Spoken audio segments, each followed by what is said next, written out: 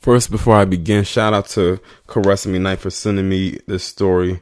Another Melanated Excellence production that is coming out of Louisville, Kentucky.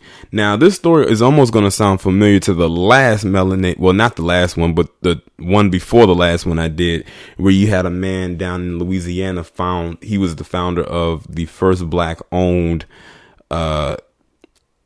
beer dispensary down in Louisiana. Well, this one is sort of similar to that, but it's in another location, and it's actually focusing on just one particular brand of beer. So in this picture, you have three brothers from Louisville, Kentucky, and they have now launched the first ever black-owned bourbon brand in Kentucky. Three brothers from Louisville, Kentucky are planning to manufacture their own bourbon via their company called Brough Brothers Distillery.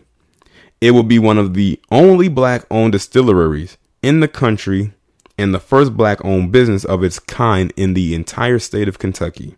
The brothers Victor, Christian, and Bryson Yarbrough may have gone different ways as they grew older, but they did not forget the lessons and experiences they learned as children. So they decided to team up to create their own products to make an impact locally. Victor, who has been staying in England for 10 years, first came up with the idea of bottling wines and other drinks in the UK, partnering with his two brothers. They are hoping to expand their reach to other areas by exporting their products while also making it available locally. The distillery, which will be built on a 2,200 square foot location, will house its production area as well as a tasting room. They have chosen to establish it on the West End location as it has shown great potential of revitalization. And then it has the link to their website, which is www.broughbrothers.com. And then they also have a link to their Facebook page. I will leave that pinned down below in the comments. One thing I'm loving about hearing about these stories, where you have black people, specifically black men, getting involved in the branding of liquor or beer and everything like that, is that it's a huge economy. It's a booming economy when it comes to something like this.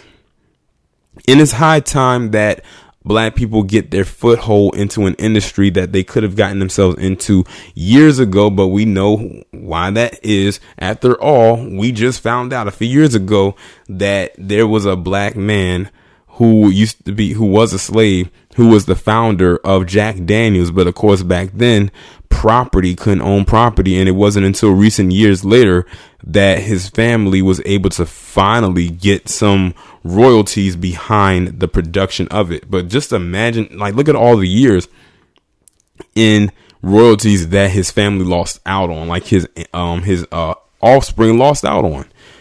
I mean, it's good that they're getting it now, but they lost out on millions, and I mean millions, probably billions of dollars, because their ancestor was a slave and he couldn't own it. So it had to be sold by a palm-colored male and slapped the name Jack Daniels on it. So for years, people did not know that they were drinking a brand of liquor from a black man until maybe a couple years ago. Literally a couple years ago. It was very recent. I forget his name. I know it was Green. I know his last name was Green. I think his first name began with an N.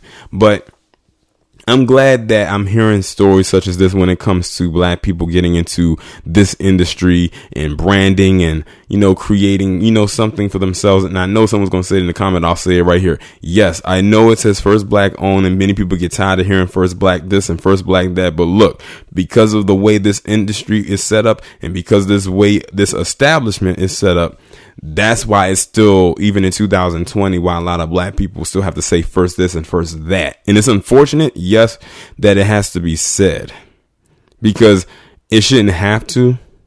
But look at who got the head start. Look who got that 400 plus year head start.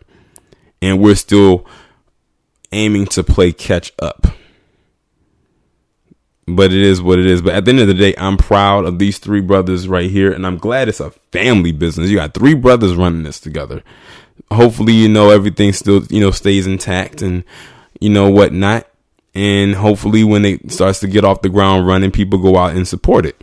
But y'all let me know what y'all think about this down in the comments. Like, share, subscribe if you haven't done so already. Please follow me on Twitter. Have your notifications turned on, and I will talk to you in the next one.